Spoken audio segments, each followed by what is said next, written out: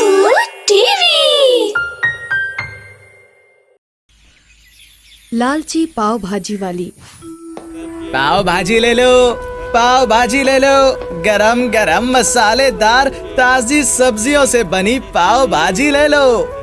अरे रमेश भैया, तनिक हमका भी खिलाई दो अपनी पाव भाजी। सुना है तुम बहुत ही स्वादिष्ट पाव भाजी देत हो। हाँ भैया, कसम मेरी मुंबई की, इस पूरे गांव में मुझसे स्वादिष्ट पाव भाजी कोई नहीं देता। रमेश अपनी पत्नी ललिता और बेटी मीरा के साथ मुंबई के एक गांव में रहता था। वो गांव में पाव भाजी बेचता था। उसकी पाव भाजी पूरे गांव में मशहूर थी, क्योंकि वो ताजी सब्जियों से पाव भाजी बनाकर बेचता था।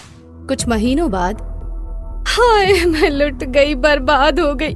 मीरा के पिताजी, उठिए ना, क्या हो गया आपको? उठिए। पापा प्लीज उठो ना। मम्मी पापा को क्या हो गया? चलो इन्हें जल्दी से डॉक्टर के पास लेकर चलते हैं। वो लोग डॉक्टर के पास जाते हैं। सॉरी, हम आपके पति को बचा नहीं सके। वो काफी समय से कैंसर की बीमारी से पीड़ित थे।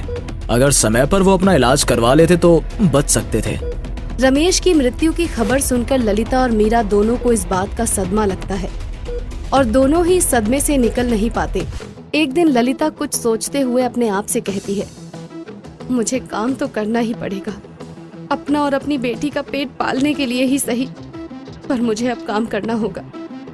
तभी घर के बाहर रखे ठेले पर ललिता की नजर जाती है। ठेला देखकर, एक काम करती हूँ, मैं पाव भाजी बनाकर बेचती हूँ। इससे मैं अपना और अपनी बेटी का पेट पालूंगी। मीरा के बापू ने मुझे पाव भाजी बनाना सिखाया ही है। अगले दिन ललिता अपनी बेटी को गांव के सरकारी स्कूल भेजकर ठेला लेके गांव के बाजार में चली जाती है। पाव भाजी ले लो, गर्मा गर्म मसालेदार पाव भाजी। वहाँ कई और ठेले थे, पर सब अलग अलग खाने के सामान बेच रहे थे, पर पाव भाजी कोई नहीं बेच रहा था। आओ बच्चे और बड़े, स्वादिष्ट पाव भाजी का मजा लीजिए। कसम मेरी पाव भाजी की, ऐसी पाव भाजी कहीं नहीं मिलेगी आपको। बहुत दिनों बाद रमेश का ठेला देखकर गांव वालों की भीड़ लग जाती है। सब बड़े चाव से पाव भाजी खाते हैं। तभी उनमें से एक गांव वाला पाव भाजी खाते हुए बोलता है, वाह, मजा आ गया। ललिता बहन, मुझे तो लगा था कि अब हमें रमेश जैसी पाव भाजी कभी खाने को नहीं मिलेगी, और तुम तो बिल्कुल वैसे ही बोलती हो जैसे रमेश बोलता था। हाँ ललिता बहन, ये ठीक कह रहा है। इस पाव भाजी में भी वही स्वाद है। लगता है रमेश भैया आपको पाव भाजी बनाना सिखा कर गए हैं। बिल्कुल वही स्वाद है। हाँ भाई, मेरे पति को बस पाव भाजी ही बनाना आता था, और कसम मेरी पाव भाजी की, मेरी पाव भाजी भी उनकी तरह ही स्वादिष्ट है। तभी गांव वाले इतने दिनों बाद अपना स्वादिष्ट पाव भाजी खाकर खुश हो जाते हैं। ललिता की उस दिन बहुत अच्छी कमाई हो जाती है। ललिता घर जाकर सब बातें मीरा को बताती है। माँ, अब सब ठीक हो जाएगा। माँ, क्या हम इस बार भी गांव के मेले में घूमने जाएंगे? पिताजी हमेशा गांव के मेले में घुमाने ले जाते थे। बेटी की बात सुनकर ललिता मुस्कुराते हुए कहती है, बेटी मीरा, अभी गांव का मेला लगने में कुछ दिन बचे हुए हैं। जब तक मैं कुछ पैसे जोड़ लूंगी, उसके बाद हम दोनों मेला घूमने जाएंगे। अगले दिन भी ललिता पाव भाजी बेचने जाती है। वो अपना काम ईमानदारी से कर रही थी और उसकी कमाई भी अच्छी हो रही थी। कुछ दिनों बाद गांव में मेला लगता है। बेटा मीरा, चलो, तुम्हें मेला देखना था ना, तो हम आज मेला देखने जाएंगे। दोनों मेला घूमने जाते हैं। वहाँ उसे अपनी एक सहेली लता मिल जाती है। अरे लता, कैसी है तू? कितने दिनों बाद मिली है। हम एक ही गांव में रहते थे, फिर भी नहीं मिल पाते थे। क्या करें, हम सभी अपने अपने कामों में इतना व्यस्त हैं कि कहीं आने जाने का समय ही नहीं मिलता।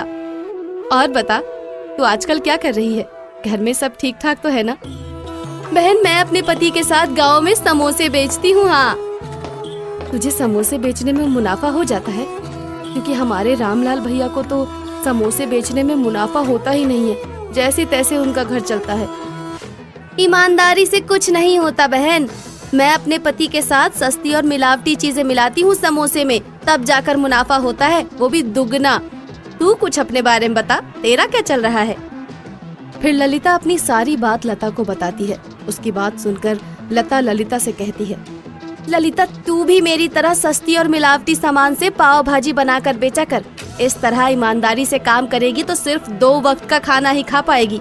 मुझे देख, मेरे पास सब कुछ है, मुझे अपनी बेटी को भी पढ़ाना है। ललिता लता की बातों में आ जाती है और अगले दिन वो लता के साथ जाकर बासी सब्जियां, मिलावटी तेल और मक्खन ले आती है और उसी से पाव भाजी बनाती है और बाजार में उसे बेच देती है। अरे, मिलावट करने से तो मुझे बहुत मुनाफा हो रहा है। अब जल्द ही मेरे पास बहुत सारे पैसे होंगे। अब ललिता रोज ऐसा करने लगती है। वो लालच में पड़ जाती है। एक दिन वो अपना ठेला लेके सड़क पर खड़ी होकर पाव भाजी बेच रही होती है। तभी गांव की औरतें जो रोज ललिता के ठेले से पाव भाजी खाती हैं, वो औरत ललिता से कहती है, बहन ललिता, क्या बात है? कुछ दिनों से पाव भाजी का स्वाद कुछ अलग लगता है। ये सुनकर ललिता गुस्सा हो जाती है। मैं तो पहले जैसा ही पाव भाजी बेचती हूँ। अगर तुम्हें पसंद नहीं है तो कहीं और से खरीद लो। तुम ऐसे गुस्से में क्यों बोल रही हो? मुझे थोड़ा अलग स्वाद लगा पाव भाजी का, इसलिए मैंने तुमसे कह दिया।